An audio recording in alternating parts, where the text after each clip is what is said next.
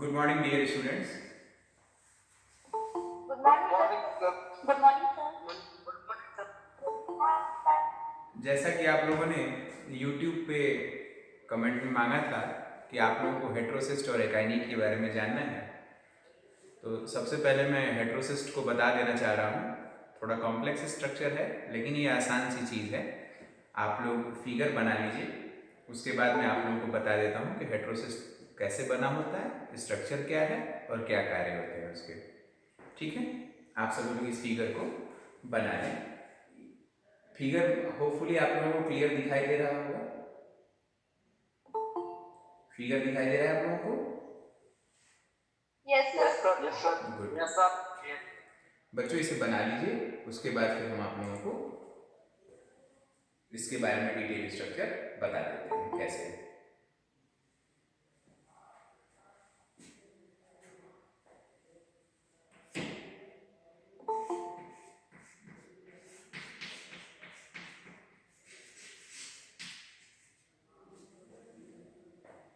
यहाँ से enlarge view है, ये यहाँ पर उपस्थित है, नॉनस्टॉप में पाएगा। यहाँ से निकाल के यहाँ दिखाया जा रहा है इनलार्ज करके, इनलार्ज व्यू।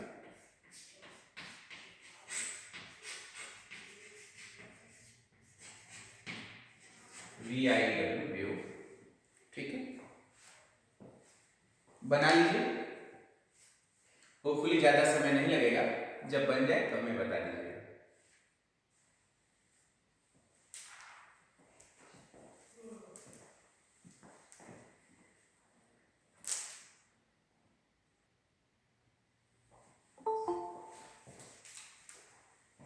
स्टूडेंट्स, अब मुझे लगता है कि आप लोगों ने बना लिया होगा, तो अब मैं इसकी व्याख्या शुरू करूँ।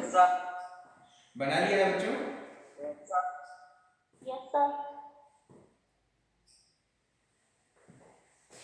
देखिए, मैं एक्सप्लेन कर दे रहा हूं, आप लोग लिखते जाइए साथ में। जो गैप खाली है मैं उसमें बताऊंगा, ठीक है, यहीं लिख दूंगा, आप लोग नोट कर लीजिएगा साथ साथ।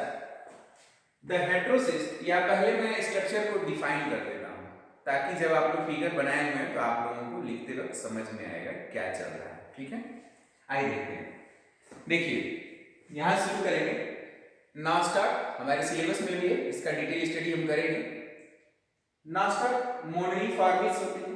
क्या मतलब? जो स्ट्रक्चर है ये मोतियों की माला की तरह दिख रहा है, गोल गोल मोतियों की माला की तरह जुड़ा हुआ दिख रहा है। बीच में आपको एक यहाँ पर डिफरेंस नजर आ रहा होगा और एक यहाँ पर डिफरेंस नजर आ रहा होगा। जो ये डिफरेंस है इसे कहेंगे हेट्रोसिस्ट, जो ये डिफरेंस है इसे कहेंगे एकाइनिक। इन दोनों के बारे में हम चर्चा करेंगे। पहले हम चर्चा करते हैं हेट्रोसिस्ट के बारे में। सिस्ट का मतलब होता है, सिस्ट से समझ रहे हैं हम लोग कि एक थिक वॉल्ड स्ट्रक्चर यहां पर अवेलेबल होगा। अब देखिए, हेट्रोसिस्ट जब बना है, क्या जरूरत पड़ गई इसकी हेट्रोसिस्ट को बनाने के लिए? क्यों इतना मोटा वॉल बनाया गया? इसकी अपनी खासियतें हैं, बताते हैं क्या करके। सबसे पहले स्ट्रक्चर को जान जाइए। जो आउटर कवरिंग है, यहां देखिए जो डॉटेड दिखाई दे रहा है, ग्रीन इन कलर में दिखाई दे रहा है, यह है म्यूसिलेज लेयर। क्या है? Mucilage layer. यहां पर भी और यहां पर भी। आप एक भी ध्यान दीजिएगा, ये जो फिगर है वो ऐसे रख दिया गया है, यहां से उठा के ऐसे रखा गया है, यानी कि इसके इधर भी सेल्स हैं और इधर भी सेल्स अवेलेबल हैं। ठीक है, कोई कंफ्यूजन तो नहीं है? इधर भी सेल्स हैं और उस साइड भी वेजिटेटिव सेल्स जुड़ी हुई। अब देखिए, चारों तरफ इसके अगल और बगल दोनों साइड में म्यूसिलेज की लेयर है। इसके ठीक नीचे दूसरी लेयर पाई जाएगी जिसे बोलेंगे होमोजीनस लेयर। ये व्हाइट इन कलर में है, होमोजीनस लेयर। दोनों साइड ध्यान दीजिएगा, होमोजीनस लेयर। तीसरी जो लेयर यहां पाई जाएगी वो लैमिनेटेड लेयर पाई जाएगी। तो तीन लेयर दिखाई देती है बच्चों। पहली लेयर है, मेरे साथ साथ बोलिएगा, पहली लेयर म्यूसिलेज लेयर, दूसरी लेयर होमोजीनस लेयर, तीसरी लेयर लैमिनेटेड लेयर। इसके बाद वेजिटेटिव सेल वॉल पाई जाएगी, जो आम सेल्स में भी पाई जाती है। ये वेजिटेटिव सेल वॉल पाई जाती है। सेल वॉल के बाद दूसरे सेल से कंटिन्यूटी के लिए, दूसरे सेल से जुड़ाव के लिए बहुत मोटी लेयर हो गई तो कनेक्शन खत्म भी हो सकता था दूसरे सेल से, ऐसा न हो इसके लिए ये जो गैप दिखाई दे रहे हैं वायोलेट कलर के, इसे कहेंगे पिट कनेक्शंस। क्या कहेंगे? पिट कनेक्शंस। पिट कनेक्शंस पाए जाते हैं, इससे कंटिन्यूटी या आदान प्रदान बना रहता है वेजिटेटिव सेल्स से। यही हाल उधर भी होगा, ठीक, वेजिटेटिव सेल से। अब देखिए पिट कनेक्शंस के ठीक नीचे, पिट कनेक्शन से ठीक नीचे ये ब्लूइश इन कलर दिखाई दे रहे होंगे, उसे कहेंगे पोलर नोड्यूल, जो डायरेक्ट पंपिंग को रोकता है। ये हुआ स्ट्रक्चरल कमेंट्स जो हमें पता होनी चाहिए। पहला लेयर क्या होती है? आप में से कौन बताएगा पहला लेयर? विद्यार्थियों, होमोजीनस। पहला लेयर होमोजीनस। फर्स्ट मैंने बताया था ना mucilage layer. Yes, sir. Second homogeneous layer. Third Sir, homogeneous. Third laminated layer. Fourth vegetative cell wall. उसके बाद क्या पाया जाएगा? पिट कनेक्शंस। पिट कनेक्शंस किसके लिए? दूसरे वेजिटेटिव सेल से आदान प्रदान होता है, इसके लिए। उसके बाद पोलर नोड्यूल, ये पाया जाते हैं कनेक्शन। अच्छा, बीच में क्या भरा हुआ है? बीच में भरा हुआ है फोटोसिंथेटिक लैमिनी। क्या क्या भरा हुआ है बीच में? फोटोसिंथेटिक लैमिनी। क्लियर दिखाई दे रहा है आप लोगों को? फोटोसिंथेटिक लैमिनी। और साथ में भरा रहेगा दो प्रकार के लिपिड्स। साथ में भरे रहेंगे दो प्रकार के लिपिड्स। पहला लिपिड होगा ग्लाइकोलिपिड, ग्लाइकोलिपिड, और दूसरी लिपिड होगी एसाइल लिपिड।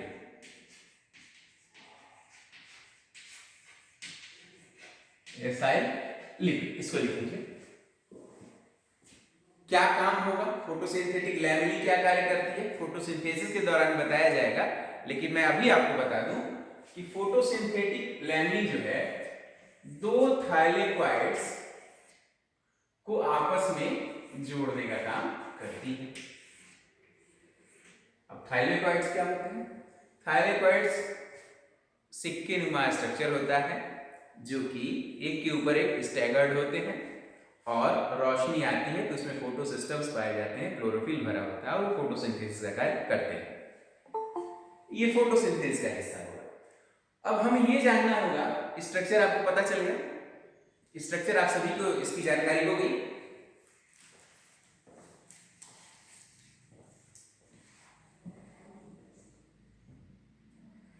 विद्यार्थियों,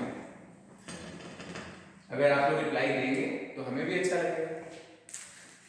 क्या आप लोगों को स्ट्रक्चर की जानकारी हो गई? Yes sir. इसको लिखवाने की आवश्यकता है, या फिर YouTube से आप लोग देख करके वीडियो में लिख लेंगे फिर से कॉपी में, ठीक, क्योंकि फिगर बोर्ड तो भरा हुआ है, ठीक है। क्या कार्य होते हैं ये देखते हैं।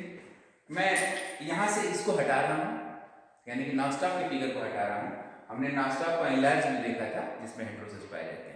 अब एक एक चीज देखेंगे कि इसमें क्या क्या कार्य होते हैं, क्यों इतनी मोटी जैकेट पहनाई गई है, क्यों नहीं वेजिटेटिव सेल ही रहने दिया गया, ये नॉर्मल सेल रहती तो क्या फर्क हो जाता, ये रहता है हेटेरोसिस तो क्या फर्क आ जाता है, ये देखते हैं।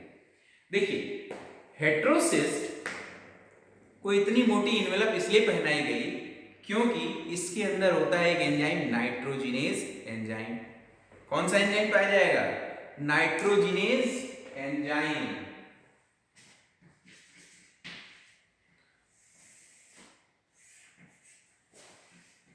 नाइट्रोजिनेज एंजाइम, इसके अंदर पाया जाता है nitrogenase enzyme. Nitrogenase enzyme oxygen से इसकी बनती नहीं, नाइट्रोजिनस एंजाइम की ऑक्सीजन से नहीं बनती है। जब कभी ऑक्सीजन मौजूद रहेगा तो नाइट्रोजिनस एंजाइम अपना काम ठीक से नहीं कर पाएगा। अब काम नहीं ठीक से कर पाएगा तो नाइट्रोजिनस एंजाइम का कार्य क्या है? नाइट्रोजिनेज एंजाइम का कार्य है नाइट्रोजन का फिक्सेशन करना। What does it means? It means atmospheric nitrogen, जो वातावरण में नाइट्रोजन है, अब अगर नॉनस्टॉप की बात करें तो अगर जलीय है तो जल में है, जल उसका वातावरण है, वहां पर उपस्थित नाइट्रोजन को पौधों के लिए अवेलेबल बनाना। अब पौधों का नाक तो है नहीं कि सांस लेकर के नाइट्रोजन ले लिया और पचा लिया। इसके लिए क्या होगा, इसके लिए उनमें हेटेरोसिस्ट पाएंगे। नाइट्रोजन कैसे आएगा, हेटेरोसिस्ट के थ्रू। उसमें नाइट्रोजिनेज एंजाइम है, नाइट्रोजिनेज एंजाइम नाइट्रोजन को अमोनिया में बदल देगा, अमोनिया को फिर बदला जाएगा आगे आने वाली कैस्केड जब मैं आपको बताऊंगा उसमें, ठीक है, ग्लूटामेट में, और ग्लूटामेट को बाद में बदला जाएगा एमिनो एसिड में, ताकि अपने प्रोटीन को बनाया जा सके, डिजायर्ड प्रोटीन को। इस कार्य को करने के लिए ऑक्सीजन ना आ सके, कोल्ड वातावरण का प्रभाव ना पड़ सके, इसके लिए इतनी मोटी जैकेट पहनाई गई है इसे, ठीक है। ये जो 3 लेयर जैकेट आपको दिख रही है, कौन कौन सी, mucilage layer, homogeneous layer, laminated layer और वेजिटेटिव सेल वॉल की लेयर भी पाई जाएगी नीचे। तो ये जो भी लेयर बनाई गई है वो सिर्फ इसलिए बनाई गई कि नाइट्रोजिनेज एंजाइम जो है इनएक्टिव ना हो सके ऑक्सीजन के द्वारा, ठीक। क्या काम करता है नाइट्रोजन, ये लिखवा देते हैं। फंक्शन क्या है हेटेरोसिस्ट का, ये भी लिखवा देते हैं। स्ट्रक्चर आप लोग लिख पाएंगे, नोट्स बना लेंगे स्ट्रक्चर की, जैसा हमने बताया है आप लिखेंगे कि heterocyst has 3 layer. First photosynthetic layer, second आपकी mucilage first layer is mucilage layer, second is homogeneous layer, third is laminated layer, fourth is vegetative cell wall. ये चीजें लिख देनी है आपको, ठीक। आइए हेडिंग डालिए, फंक्शन ऑफ हेटेरोसिस्ट।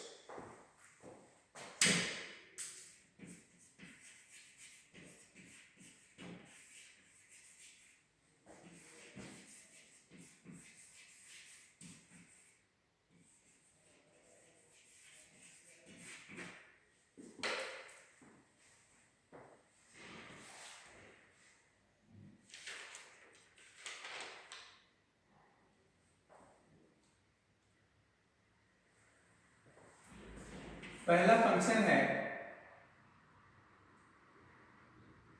मेन जो हेटेरोसिस का फंक्शन है वो है नाइट्रोजिनेज एंजाइम्स को रिमेन एक्टिव रखना।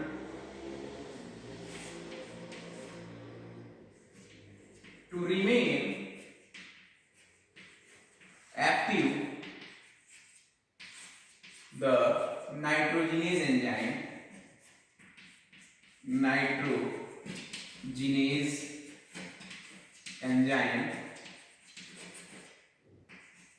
present in this या found in this structure by now not allowing by मैं द्वारा not allowing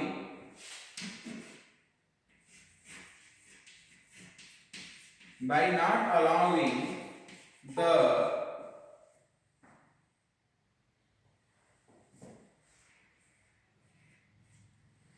not allowing the oxygen molecule enter inside the heterocyst.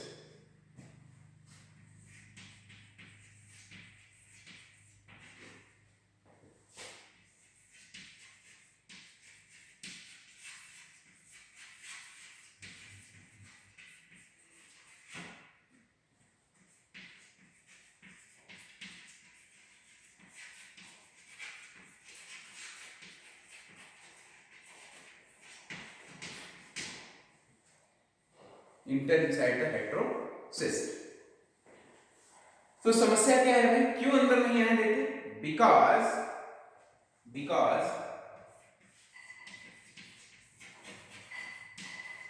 Nitrogenase enzyme is very much sensitive towards oxygen.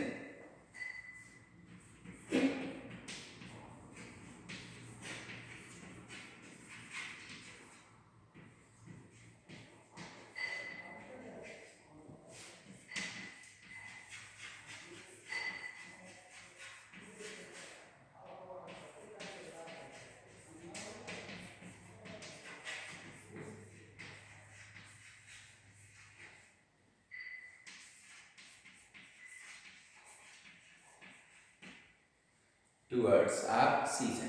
ठीक है, लिख लीजिए।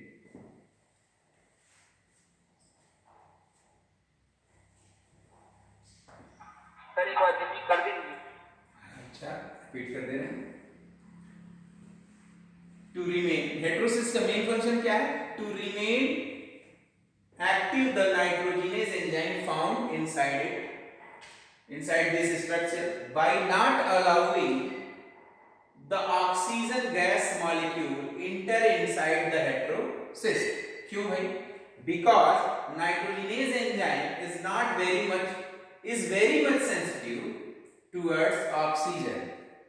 जब oxygen आ जाएगी तो नाइट्रोजिनेज एंजाइम इनएक्टिव हो जाएगा, और अगर नाइट्रोजिनेज एंजाइम इनएक्टिव हो गया तो आगे देखते हैं क्या कार्य होगा।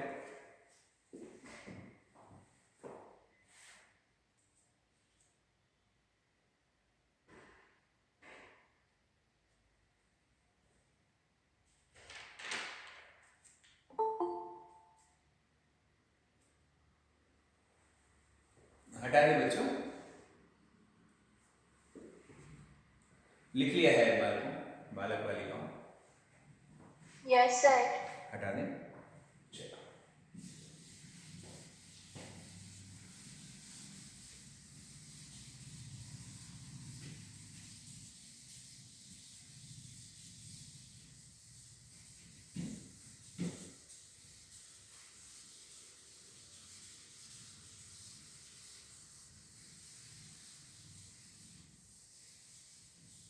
बच्चों हेटेरोसिस्ट इतना इंपॉर्टेंट टॉपिक है, आज तक मुझसे भी इंटरव्यू में यह जरूर पूछा जाता है। ठीक, इसलिए इसके स्ट्रक्चर को और इसके फंक्शंस को ध्यान से याद रख लीजिएगा। एक बार समझ जाइए, दूसरी बार याद कर लीजिए। ठीक है, बहुत बार मुझसे भी पूछा गया है और उम्मीद करते हैं कि भविष्य में पूछा जाता रहेगा, मुझसे भी और आपसे भी। इसलिए आप सभी लोग इसको अच्छी तरह से मेमोराइज कर लीजिए। क्या करेगा देखिए, अगर हम बात करें, एक हेटेरोसिस्ट बना लेते हैं।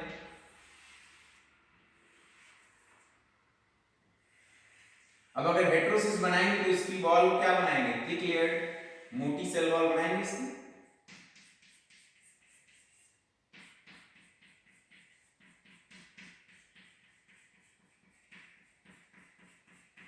ठीक, मोटी सेल वॉल बनाएंगे।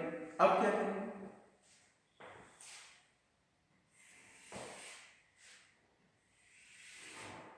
यहां देखिए, अभी हमने जो बताया कि अगल बगल इसके वेजिटेटिव सेल्स जुड़ी रहती हैं। क्या जुड़ी रहती हैं? क्या जुड़ी रहती हैं? हेटेरोसिस्ट के आगे पीछे वेजिटेटिव सेल्स जुड़ी रहती हैं। अब देखिए, ये थिक लेयर है, अब इसके अंदर ऑक्सीजन तो आ नहीं सकती, तो क्या आ सकता है? नाइट्रोजन अंदर आ सकता है। ठीक, नाइट्रोजन को अंदर लाया जाए। एटमॉस्फेयर से कहां आ गई नाइट्रोजन? Inside the heterocyst. अब नाइट्रोजन यहां है, यहां पे कौन सा एंजाइम मौजूद है? Nitrogenase enzyme. कौन सा एंजाइम मौजूद है हेटेरोसिस्ट के अंदर? Nitrogenase enzyme. गुड,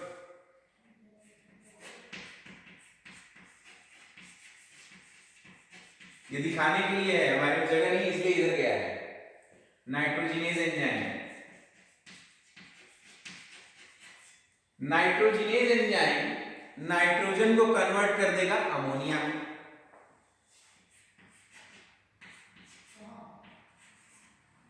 ठीक, कन्वर्ट कर देगा अमोनिया में।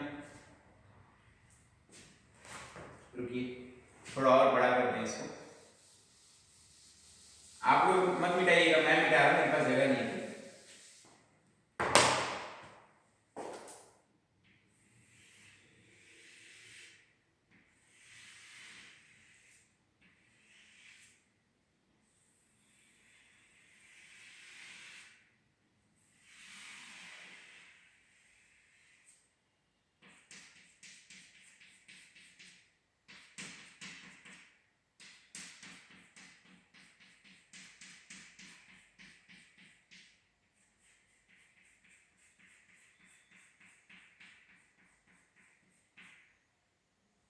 ठीक।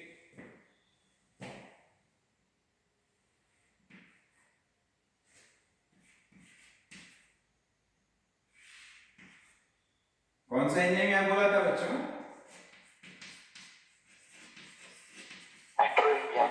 नाइट्रोजिनेज। नाइट्रोजन को किसमें बदल रहा है? अमोनिया में। अमोनिया। अमोनिया बदला। अब अमोनिया जो है बहुत हार्मफुल होता है, इसको जल्दी ही कन्वर्ट कर देना चाहिए किसी और लेस हार्मफुल प्रोडक्ट में। इसे चेंज कर दिया जाएगा ग्लूटामीन में।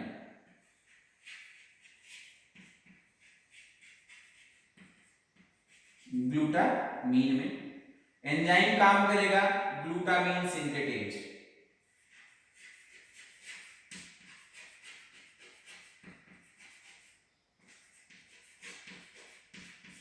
Glutamine synthetase. देखिए नाइट्रोजन को अमोनिया बदला नाइट्रोजिनेज एंजाइम में। अमोनिया को चूंकि हाईली टॉक्सिक होता है इसलिए तुरंत कन्वर्ट कर दिया जाता है ग्लूटामीन में ग्लूटामीन सिंथेटेज एंजाइम के द्वारा। अब यह ग्लूटामीन ट्रांसफर कर दिया जाता है कोई भी नियरेस्ट वेजिटेटिव सेल्स में। बना लीजिए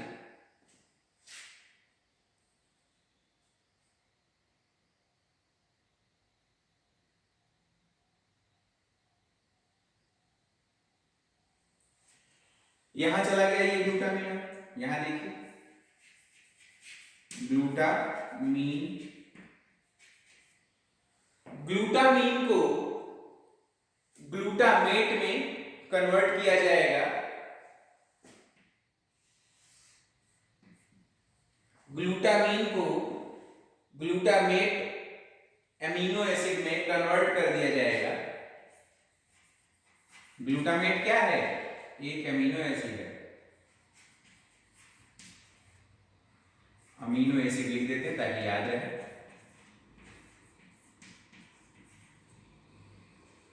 इसको एक एंजाइम है ग्लूटामेट, ध्यान से सुनिए, glutamine oxaloglutarate amino transferase. Glutamine ऑक्सैलोग्लूटरेट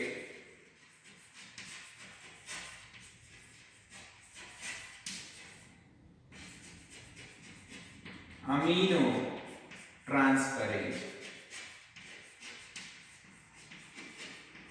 ठीक, glutamine oxaloglutarate amino transferase, short में इसे गोगैट लिखते हैं, GOGAT,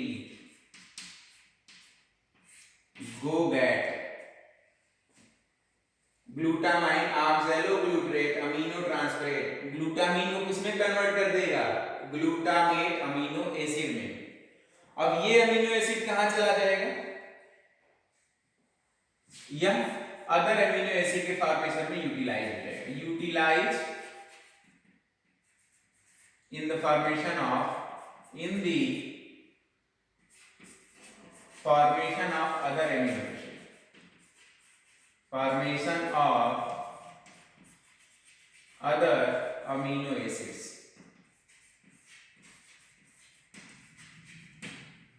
ठीक, अमीनो एसिड्स। यह समझ में आया बच्चों? हेटेरोसिस्ट की क्या आवश्यकता पड़ी? हेटेरोसिस्ट की आवश्यकता पड़ी सिर्फ ऑक्सीजन को हेटेरोसिस्ट के अंदर प्रवेश करने से रोकने के लिए, जिससे नाइट्रोजिनेज एक्टिवेट रहा। नाइट्रोजिनेज अगर एक्टिवेट रहेगा तो बाहर की एटमॉस्फेरिक नाइट्रोजन जो अंदर आ रही है उसे कन्वर्ट कर देगा किसमें? अपने अमोनिया में। अमोनिया हाईली टॉक्सिक है, इससे जल्दी ही ग्लूटामेट में कन्वर्ट कर दिया जाएगा ग्लूटामीन सिंथेटेज एंजाइम के द्वारा। अब ये ग्लूटामाइन किसी भी वेजिटेटिव सेल में ट्रांसफर हो जाएगी। ट्रांसफर होने के बाद ग्लूटामेट ऑक्सैलोग्लूटरेट अमीनो ट्रांसफरेज, जिसे गोगैट कहते हैं, उसके द्वारा ग्लूटामेट एमिनो एसिड में कन्वर्ट कर दिया जाएगा। अब ग्लूटामेट एमिनो एसिड किसी भी एमिनो एसिड में के फॉर्मेशन में यूटिलाइज हो जाएगा। इस प्रकार से एल्गी अपना डिफरेंट तरह का प्रोटीन, डिफरेंट तरह के एमिनो एसिड का फॉर्मेशन कर सकेगा। ठीक है, समझ में आया बच्चों? Yes. Yes, sir. Yes, sir. अच्छा,